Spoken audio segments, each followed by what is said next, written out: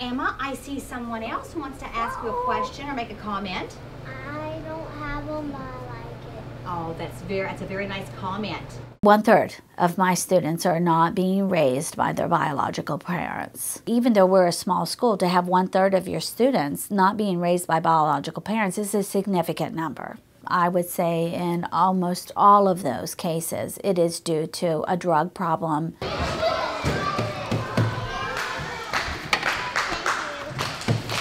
It is not unusual to hear a child talk about drugs that their parents are using. It is not uncommon to hear a child say, you know, my daddy's in jail, or, you know, the police came and took my mom away.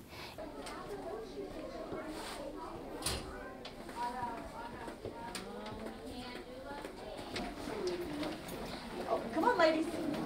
My stomach's growling. The drug situation in Cottageville is it's a very serious situation. Many of the children that attend our school are affected. Most children know somebody that is either currently taking drugs or has been on drugs. Of course, I ask, you know, what do you do when that's happening in your home? And you know, the response for the most part has been that they would just turn and walk out and find something else to do.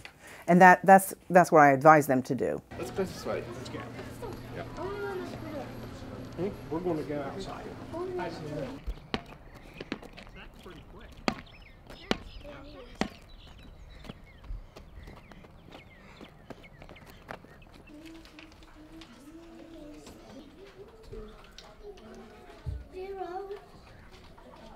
Whenever I was a young child, there was a lot of good teachers and good people in the community that would invest and also enforce what my parents were teaching me of good character, honesty, how to be nice to people. It's a rewarding for me to see the kids and see how happy they are and how they enjoy me coming and spending time with them and having something to do with their life.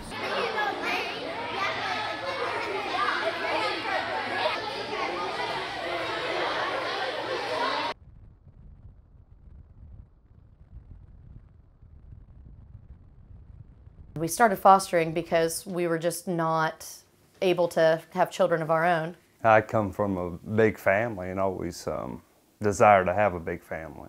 And that able to have children of our own, there's all kinds of kids out there that need a home. Brianna and Riley, they are biological sisters. And their father and mother both have a history of arrests for both possession and for distribution of various illegal drugs. As far as we know, the mother is still drug addicted, the biological father is still drug addicted and in and out of jail.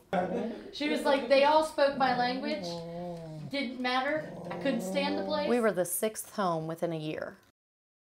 To me, the hardest thing about raising these kids that have been through this is that they've been through a trauma. You don't even know that what you're saying or doing is triggering some kind of negative memory. You should talk. Your talent's talking. No, it isn't. Shut up.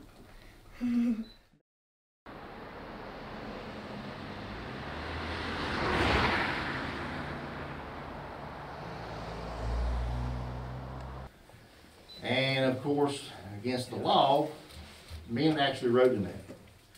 They would scoop them up, take them up where they had to work them out. But they say it's definitely against the law now. The conditions underground is tough. It's just hard work. Most of the miners that retire has had some kind of injury. A lot of them has got back problems, knee problems, leg problems. Myself, I had to have a knee surgery done just probably about 7 or 8 years ago.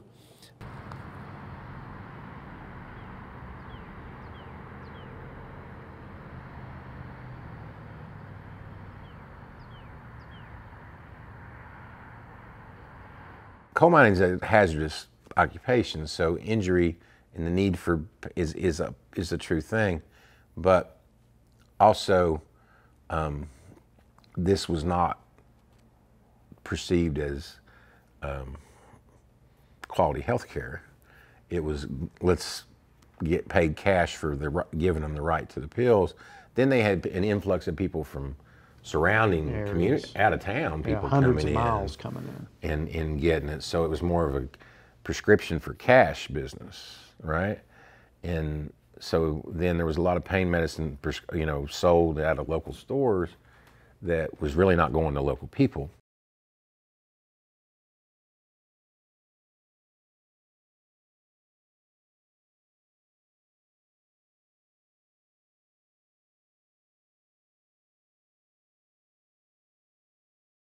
I think it takes a bad doctor and it takes a bad pharmacist, those are willing to violate their professional oaths for personal gain, frankly, and that is at the core of this problem. That is the use or misuse for non-legitimate medical purposes of what is a very powerful and addictive medication.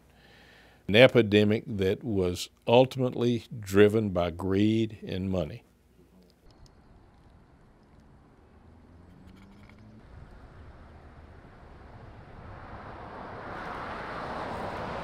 Over the last 8 years, people in West Virginia felt that they was like a war on coal. They passed a lot of EPA regulations that hurt coal. It shut down a lot of the coal-powered plants. It has something to do with the poor economy, the lack of enough work, so that you have a lot of idle people. The opioid epidemic, in fact, became a sort of economy.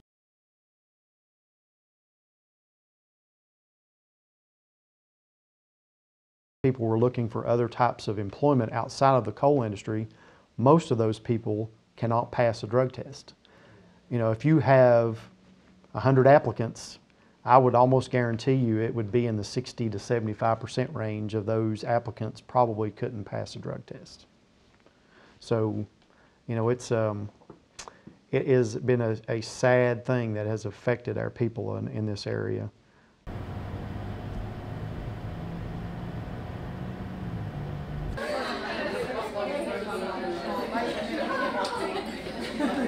It started off just experiencing with opiates or pills, marijuana and alcohol. That progressed to stronger opiates, and then that progressed to heroin and methamphetamines.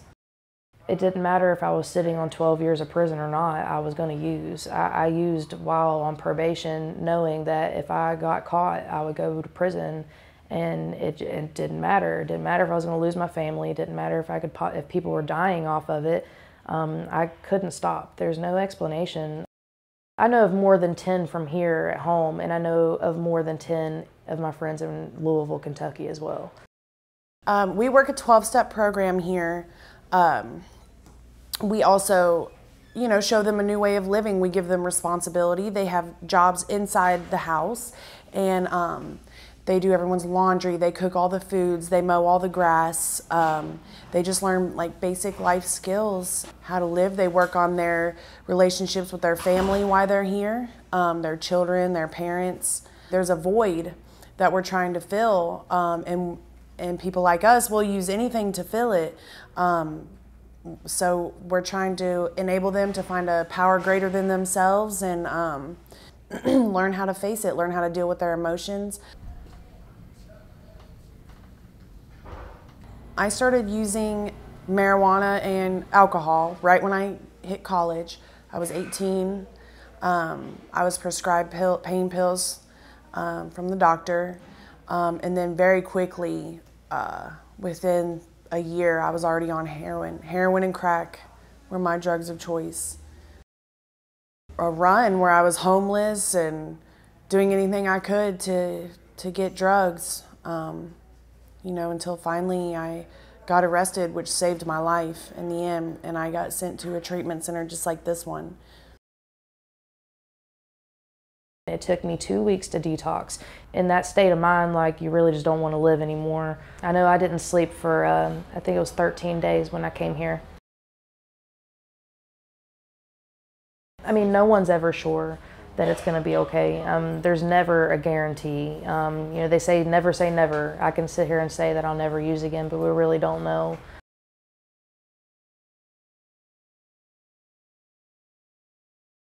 I want to be a mother. I am pregnant right now, actually. So I get to have a child, and I don't have to put it through what I've seen and what I've been through. I've always wanted to be a mother, so that's what I'm looking forward to being.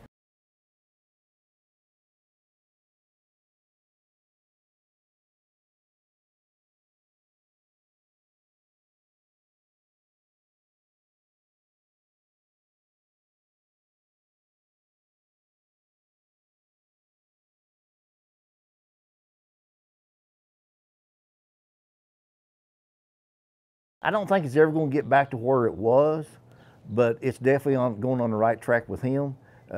We do have a future. It looks like. You know, you do think that, well, you know, he is trying to help the coal miner and trying to get people back to work. And you know, if he's going to do all this this building of roads and bridges, he's already said it's the steel made in the United States. So it takes coal to make steel. So it's a win-win for the people here in West Virginia and the coal miners.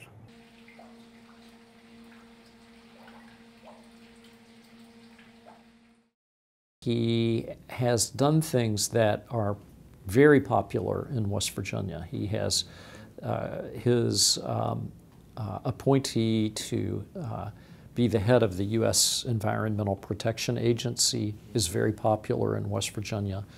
The removal of some of the mining rules that hindered the development of coal mining have been very popular in West Virginia. My guess is that Donald Trump may be more popular in West Virginia now than he was on Election Day.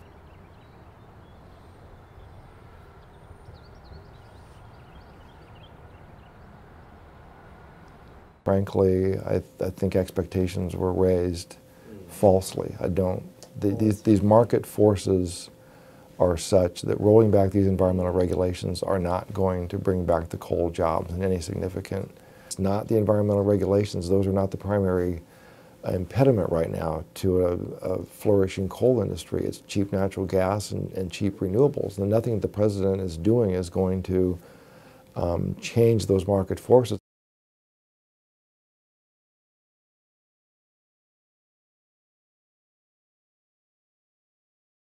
Being on top of the Marcellus Shale, we've got lots of cheap natural gas. That's a huge tax base, it's jobs. It takes advantage of the fact that we've got this incredible resource of cheap natural gas. Solar and energy efficiency would also be great opportunities to diversify I mean, the number of green jobs in terms of renewable energy jobs and energy efficiency substantially outweigh the number of jobs in the fossil fuel industry. And we're way behind on all of those. The policies to promote renewable energy, the policies to promote energy efficiency. We have a truly appalling lack of political courage to adopt policies that are going to stimulate those industries.